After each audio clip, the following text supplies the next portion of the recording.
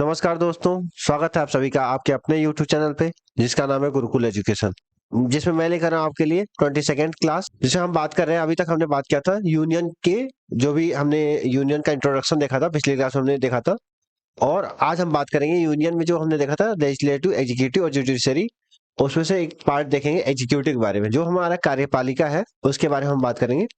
तो कार्यपालिका में हमने सबसे पहले देखा था प्रेसिडेंट के बारे में, यानी राष्ट्रपति जो हमारे हैं, जो इसको आर्टिकल 52 से लेके आर्टिकल 62 तक दिया गया है। ठीक है, प्रेसिडेंट जो पूछा जाता है कि कौन से आर्टिकल से लेके कौन से आर्टिकल में है, तो 52 से लेके 62 तक दिया हुआ है। ठीक है, तो आज हम बात करेंगे राष्ट्रपति के बारे में, कौन से आर्टिकल में क्या दिया हुआ है। हम देख लेते हैं। पहले हमने देखा प्रीवियस क्लास में हमने क्या देखा था, ये देख लेते हैं। प्रीवियस क्लास में हमने देखा था रिवीजन ऑफ पार्ट 1 to 4, यानी जो भी हमारा पार्ट 1 से लेके पार्ट 4 तक था उसका हमने रिवीजन किया था। फिर हमने देखा, लास्ट क्लास में हमने देखा था इंट्रोडक्शन ऑफ पार्ट 5, यानी पार्ट 1 to 4 तक हमने 20 वीडियो में देख लिया था। पार्ट 5 हमने देखा था 21st वीडियो में, जो यूनियन का इंट्रोडक्शन बताता है। इसमें हमने लेजिस्लेटिव, एग्जीक्यूटिव और जुडिशरी की बात की थी। ठीक है, आज हम बात करेंगे एग्जीक्यूटिव के बारे में। एग्जीक्यूटिव जो कार्यपालिका है या कार्यकारिणी है, उसमें पहले नंबर पे है प्रेसिडेंट के बारे में। ठीक है, उसके नाम, उसके बाद आता है वाइस प्रेसिडेंट, फिर प्रधानमंत्री और सभी लोग आते हैं। तो एग्जीक्यूटिव हम सबसे पहले नंबर बात करेंगे प्रेसिडेंट, जो हमारा राष्ट्रपति है। इस टाइम पे कौन है राष्ट्रपति हमारे? रामनाथ कोविंद जी। ठीक है, तो चलिए स्टार्ट करते हैं। सबसे पहले देखेंगे हम राष्ट्रपति आर्टिकल 52 से लेके आर्टिकल 62 के। और इसको लिया कहाँ से गया था? इसको लिया गया था यूएसए से, यानी यूनाइटेड स्टेट ऑफ अमेरिका से लिया गया था। ये आप याद रखेंगे। ठीक है, हम देखेंगे आर्टिकल 52 में क्या दिया हुआ है। There shall be a president of India, यानी आर्टिकल 52 कहता है कि भारत के लिए एक राष्ट्रपति का पद होगा। ठीक है, जो सबसे उच्च माना जाता है, जो सबसे पहला नागरिक माना जाता है हमारे देश का, वो प्रेसिडेंट माना जाएगा, जो भी हमारे राष्ट्रपति है। ठीक है, फिर आर्टिकल 53 क्या कहता है? All the power of executive vest in the president of India. ठीक है, जो भी कार्यपालिका की सारी शक्तियां हैं। ठीक है, कार्यपालिका में जैसे हो गया प्राइम मिनिस्टर हो गया, मिनिस्टर हो गए, वाइस प्रेसिडेंट हो गए, प्रेसिडेंट हो गए, तो प्रेसिडेंट जो है वो हाई कमीशन माना जाएगा। ठीक है, जो भी सारी सारी शक्तियां कार्यपालिका की, वो किस में निहित होंगी? वो राष्ट्रपति में निहित होंगी, आर्टिकल 53 कहता है। ठीक है, फिर हम देखेंगे आर्टिकल 54 में। आर्टिकल 54 कहता है कि इलेक्टोरल कॉलेज ऑफ प्रेसिडेंट। ठीक है, यानी राष्ट्रपति की निर्वाचक मंडल कौन सा होता है? जैसे कि चुनाव हम जानते हैं कि नेक्स्ट मंथ में 18 जुलाई को चुनाव है प्रेसिडेंट का। उनके जो चुनाव मंडल होता है, उनको चुनाव, मतलब उनका चुनाव करता कौन है, उसके बारे में आर्टिकल 54 में दिया गया है कि कौन चुनाव करते हैं। तो उसमें आते हैं elected member of Lok Sabha and Rajya Sabha, यानी लोकसभा और राज्यसभा के निर्वाचित सदस्य। ठीक है, हम जानते हैं कि लोकसभा लोअर हाउस है, राज्यसभा अपर हाउस है। इनके जितने भी सदस्य होंगे वो राष्ट्रपति का चुनाव करेंगे। सेकंड पे electoral member of state legislative assembly. ठीक है, यानी राज्य विधानसभाओं के निर्वाचक सदस्य। जो भी राज्य विधानसभा है, जैसे यूपी हो गया, उत्तराखंड हो गया, हिमाचल प्रदेश हो गया, केरला हो गया, असम हो गया, इन सभी के जितने भी मेंबर होंगे, ठीक है, विधानसभा के जितने भी मेंबर होंगे, वो लोग किसको इलेक्ट करेंगे? वो लोग प्रेसिडेंट को इलेक्ट करेंगे। ठीक है, एंड लास्ट आता है elected member of legislative of Delhi and Pondicherry. ठीक है, इसको ऐड किया गया था 17वें संविधान संशोधन द्वारा। ठीक है, पहले ये नहीं था, पहले दो ही लोग चुनाव करते थे, फिर 17वें संविधान संशोधन का अमेंडमेंट किया गया, उसमें लाया गया elected member of legislative of Delhi and Pondicherry, यानी दिल्ली और पौंडीचेरी के विधायी सदस्यों द्वारा भी चुने जाएंगे प्रेसिडेंट। तो ये तीन लोग मिलके प्रेसिडेंट का इलेक्शन करते हैं। ठीक है, अब प्रेसिडेंट का इलेक्शन हम देख लेते हैं पहले कि होता कौन सा प्रोसेस है। इनडायरेक्ट होता है, जो आम लोग हैं वो प्रेसिडेंट का चुनाव नहीं करते। आम लोगों द्वारा जितने भी लोग चुने गए होते हैं, जैसे कि लोकसभा और राज्यसभा के सदस्य हो गए, स्टेट लेजिस्लेटिव असेंबली के लोग हो गए, विधानसभा के लोग हो गए, ये सभी लोग हमने ही चुना है इन सभी लोगों को। तो वो लोग जाके प्रेसिडेंट का चुनाव करेंगे। और उसमें ये होता है कि जो इनडायरेक्ट होता है प्रोसीजर, इनडायरेक्ट प्रोसीजर में होता है कि जैसे प्रेसिडेंट चुनाव कर रहे हैं, तो अब अगर मान लो प्रधानमंत्री, ठीक है, जो भी लोकसभा का कोई मेंबर है वो जाके एक वोट दे रहा है, तो वो एक वोट नहीं काउंट होगा, उनका एक रेशियो बनता है। ठीक है, यानी उनके हिसाब, उनके विधानमंडल में कितने नागरिक हैं, उस नागरिक के हिसाब से रेशियो बनेगा, लोकसभा और राज्यसभा के हिसाब से, या फिर जो भी विधानसभा है। अब यूपी में सबसे ज्यादा पॉपुलेशन है, तो यूपी के जो लोग होंगे, यूपी के जो मुख्यमंत्री अगर इलेक्ट करते हैं, तो उनका पॉपुलेशन रेशियो सबसे ज्यादा है, तो उनके रेशियो को ज्यादा माना जाएगा। तो उस हिसाब से हम प्रेसिडेंट का चुनाव करते हैं। ठीक है, ऐसा नहीं कि जितने वोट पड़े उतने हिसाब से काउंट करते हैं, ऐसा नहीं होता है। ठीक है, तो ये आप देखेंगे। इसके बारे में डिटेल अगर बात करनी है तो आप कमेंट बॉक्स में कर सकते हैं, मैं दूसरी वीडियो बना दूंगा। ठीक है, फिर नेक्स्ट देखेंगे आर्टिकल 55। इसमें क्या है? Election process of president. ये हमने कहाँ से लिया था, आयरलैंड से लिया था कि राष्ट्रपति का चुनाव प्रक्रिया, ठीक है। इसमें देखिए, इसमें लिखा हुआ है यहाँ पे कि इनडायरेक्ट इलेक्शन होता है, single transferable indirect vote system, proportional representative, यानी क्या होता है, अप्रत्यक्ष चुनाव होता है, ठीक है। जो भी इलेक्शन प्रोसेस होता है प्रेसिडेंट का, वो अप्रत्यक्ष होता है, आम नागरिक जाके वोट नहीं करता। जो आम नागरिक द्वारा चुने हुए होते हैं, विधानसभा के लोग, लोकसभा के लोग, राज्यसभा के लोग, वो लोग जाके राष्ट्रपति का चुनाव करते हैं। यानी एकल हस्तांतरणीय अप्रत्यक्ष वोट प्रणाली होते हैं, आनुपातिक प्रतिनिधि यानी प्रोपोर्शनल रिप्रेजेंटेटिव। जैसे हमने समझा था कि अगर मान लो यूपी में सबसे ज्यादा पॉपुलेशन है, ठीक है, ठीक है, अगर एक तरीके से देखा जाए तो यूपी में अगर सबसे ज्यादा पॉपुलेशन है किसी भी विधानसभा सीट पे, ठीक है, तो यूपी का मत ज्यादा माना जाएगा रेदर देन किसी और स्टेट का, ठीक है। तो उस हिसाब से हम देखते हैं कि इलेक्शन प्रोसेस ऑफ प्रेसिडेंट क्या होता है। फिर हम देखेंगे आर्टिकल 56 में क्या दिया है। आर्टिकल 56 में है टर्म ऑफ द प्रेसिडेंट, यानी राष्ट्रपति का कार्यकाल कितने साल का होता है। राष्ट्रपति का कार्यकाल होता है 5 वर्ष का। हमारे इंडिया में 5 वर्ष का कार्यकाल होता है, बाकी अलग अलग देश में अलग अलग कार्यकाल होते हैं प्रेसिडेंट का। इसमें होता है रेजिग्नेशन, अगर प्रेसिडेंट को रेजिग्नेशन देना होता है 5 साल बाद, तो वो किसको देगा, तो वो किसको देगा, वाइस प्रेसिडेंट को। जो भी उपराष्ट्रपति होंगे उनको हमारे राष्ट्रपति जी जाके रेजिग्नेशन प्रोसेस करेंगे, ठीक है।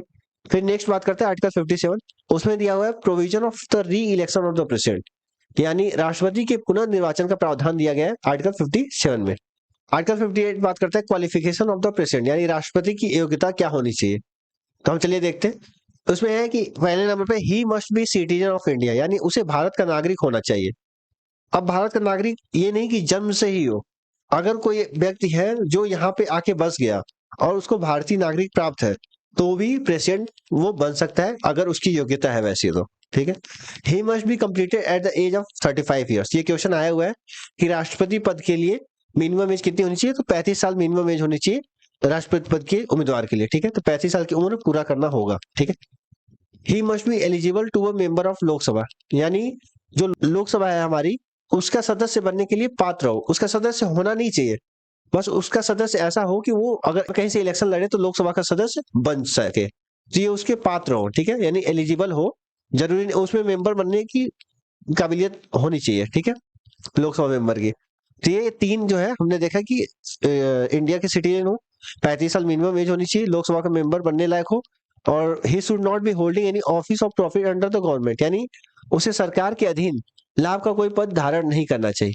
यानी कोई भी जैसे पद है, जैसे कि अगर मान लो वो कोई गवर्नमेंट जॉब कर रहा है तो वो उसको छोड़ना पड़ेगा, या फिर कोई अगर वाइस प्रेसिडेंट ही है तो पहले वाइस प्रेसिडेंट से इस्तीफा देना पड़ेगा, तब जाके आपको प्रेसिडेंट के लिए चुना जाएगा। तो ये आप जो भी प्रोसेस है, योग्यता है, ये दिया हुआ है कि आप भारत के नागरिक हो, 35 साल मिनिमम एज, लोकसभा का सदस्य बनने लायक हो, और किसी भी गवर्नमेंट पोस्ट पे आप ना हो। और 58 में दिया हुआ है क्वालिफिकेशन ऑफ द प्रेसिडेंट। हम बात कर रहे हैं प्रेसिडेंट के बारे में, जिसे हमने आर्टिकल 52 से लेकर आर्टिकल 58 तक कर लिया। अब नेक्स्ट देखेंगे आर्टिकल 59 के बारे में, ठीक है। आर्टिकल 59 क्या कहता है कि condition for the president office, यानी प्रेसिडेंट का ऑफिस के कंडीशन क्या है। President can neither the member of both house, ठीक है। प्रेसिडेंट जो है वो किसी भी हाउस का मेंबर नहीं होता, चाहे लोकसभा हो या राज्यसभा हो, किसी भी हाउस का वो मेंबर नहीं माना जाएगा प्रेसिडेंट, ठीक है, वो होगा ही नहीं तो माना क्या जाएगा, ठीक है। his salary and allowances can not be reduce, जो भी उसकी सैलरी मिल रही है, जो भी अलाउंस मिल रहे हैं, ठीक है, रहना खाना ये सब अलग से मिलता है, तो रिड्यूस नहीं किया जा सकता जब तक कि वो पद पर है, ठीक है। उसकी सैलरी हम जानते हैं कि salary of Indian president is ₹5 lakh, ठीक है। 2018 के बाद एक अमेंडमेंट किया गया, ठीक है, तो उसमें 5 लाख पर मंथ किया गया, उसके पहले कम था, यानी 1.5 या 2 लाख के करीब था। तो उसमें सैलरी ऑफ इंडियन प्रेसिडेंट आज के टाइम पे ₹5 लाख मंथली इनको मिलता है, ठीक है। थर्ड है president of India will be titled for government house and travel allowances, ठीक है। जो प्रेसिडेंट ऑफ इंडिया है, जो भी राष्ट्रपति हैं हमारे, उनको गवर्नमेंट हाउस प्रोवाइड किया जाएगा। जैसा कि आप जानते हैं कि दिल्ली में उनका एक प्रेसिडेंट हाउस दिया गया है, एंड ट्रेवल अलाउंसेस भी दिया जाता है, ठीक है। जो भी आने आने का खर्चा होगा वो गवर्नमेंट उठाएगी, तो ये इतने सारी चीजें उनको मिलती हैं। आर्टिकल 59 में ये सब दिया हुआ है, ठीक है। अब देखते हैं कि ऑफिस एंड रेजिडेंस, उनका जो ऑफिस है या रेजिडेंस है वो कितने हैं इंडिया में, एक तरीके से देख लेते हैं। तो सबसे पहला नंबर पे आता है प्रेसिडेंट हाउस, जो दिल्ली में है, और ये माना जाता है कि ये विश्व में, ठीक है, जितने भी प्रेसिडेंट हुए हमारे, वो विश्व में सबसे बड़ा जो जो जितने भी प्रेसिडेंट हुए जो पूरे वर्ल्ड में, उसमें सबसे बड़ा जो हमारा प्रेसिडेंट हाउस है दिल्ली का, वो सबसे बड़ा प्रेसिडेंट हाउस माना जाता है, ठीक है। तो ये सबसे पहले होता है president house Delhi. Second number पे है राष्ट्रपति निलायम, जो हैदराबाद में दिया गया है। ये होता है ऑफिशियल रिट्रीट ऑफ प्रेसिडेंट, ठीक है। जो भी प्रेसिडेंट होते हैं वो ऑफिशियल रिट्रीट करते हैं, कहाँ पे जाके, हैदराबाद में। तो ये हैदराबाद का है और जिसको बोलते हैं राष्ट्रपति निलायम, ठीक है।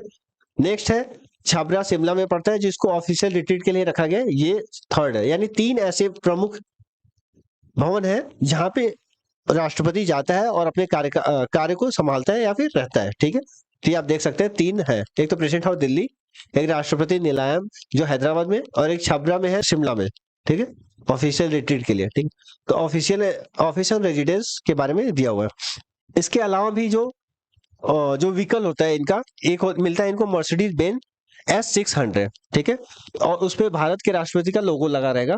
ये आप जानते हैं व्हीकल पे होता है। और सेकंड व्हीकल मिलता है जो फ्लाइट होता है, एयर इंडिया 1 कहा जाता है जिसको। तो 2 चीजें हैं, देखो 3 चीजें हमने पढ़ी। 5 लाख रुपए मिनिमम मिलेगा इनको, ठीक है। 5 लाख रुपए सैलरी है इनकी 2018 के बाद। और ऑफिस और रेजिडेंस आप देख सकते हैं, 3 ऑफिस और रेजिडेंस है इनके। ऑफिशियल व्हीकल मिलेगा इनको मर्सिडीज बेंज S600, और फ्लाइट मिलेगा एयर इंडिया 1। और जो उनको मर्सिडीज होगा, जो भी उनकी गाड़ी होगी, उस पे भारत के राष्ट्रपति का लोगो लगा रहेगा, ठीक है। इतनी सारी चीजें हमने देखी। फिर इतनी सारी चीजें हमने देखी आर्टिकल 59 में। फिर हम नेक्स्ट देखेंगे आर्टिकल 60, जो ओथ यानी शपथ की बात करता है। उसमें हम बात करेंगे क्या, by chief justice of India if not available then the senior most जज।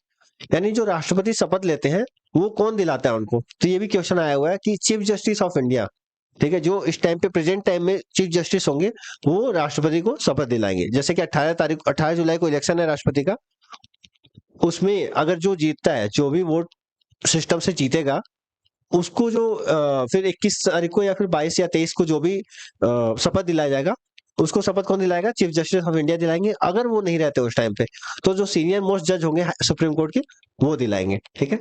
तो इस प्रोसेस से उनका शपथ दिलाया जाता है। नेक्स्ट है हमारा आर्टिकल 61।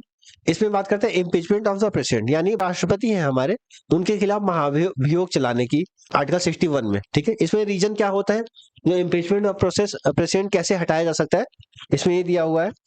तो इसमें है कि रीजन है, अगर जो हमारे राष्ट्रपति हैं वो क्या करते हैं, वॉयलेशन ऑफ द कॉन्स्टिट्यूशन करते हैं, यानी जो भी हमारा संविधान है उसका अगर उल्लंघन करते हैं, तो राष्ट्रपति पर इम्पीचमेंट का प्रोसेस चलाया जा सकता है आर्टिकल 61 के द्वारा। मतलब अगर राष्ट्रपति हमारे संविधान का उल्लंघन करते हैं, उनको 5 साल से पहले भी हटाया जा सकता है। ये प्रोसेस भी दिया गया है आर्टिकल 61 में, ठीक है। ये आप याद रखेंगे, आर्टिकल 61 में दिया गया है। इम्पीचमेंट प्रोसेस पे हम डिटेल में बात करेंगे किसी अलग वीडियो में। अभी हम देख रहे हैं कि कौन से आर्टिकल में क्या चीजें दी गई हैं शॉर्ट में, ठीक है। तो हमने देखा कि आर्टिकल 61 में वो इम्पीचमेंट का प्रोसेस दिया हुआ है, और इसको वायलेशन कैसे कंसीडर करेंगे, अगर कोई कॉन्स्टिट्यूशन का उल्लंघन करते हैं प्रेसिडेंट जी, तब जाके इनके ऊपर इम्पीचमेंट का प्रोसेस चलाया जा सकता है। इसके बारे में हम डिटेल बात करेंगे बाद में। फिर आर्टिकल 62 है जो लास्ट आर्टिकल है प्रेसिडेंट के लिए। Vacant post of the president should be filled with in 6 month, यानी जो भी अध्यक्ष के रिक्त पद है, जो भी हमारे राष्ट्रपति हैं, जो भी उनका रिक्त पद है, उनको 6 महीने के भीतर ही फिल कर दिया जाएगा। इससे लेट नहीं हो सकता, चाहे कुछ भी हो जाए, ठीक है। 6 महीने के अंदर अंदर ही इसको वैकेंट पोस्ट फिल किया जाएगा। आर्टिकल 62 में ये दिया हुआ है।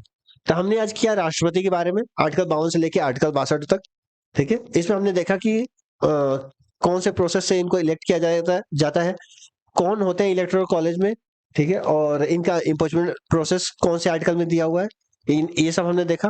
बाकी हम नेक्स्ट वीडियो में देखेंगे कि राष्ट्रपति के जो पावर है, जो भी एग्जीक्यूटिव, लेजिस्लेटिव या फिर जो भी पावर है राष्ट्रपति के पास, उसके बारे में हम बात करेंगे अगले वीडियो में। यानी ये हम समझ लें कि राष्ट्रपति का पार्ट फर्स्ट था और राष्ट्रपति के लिए पार्ट सेकंड हम बात करेंगे कल।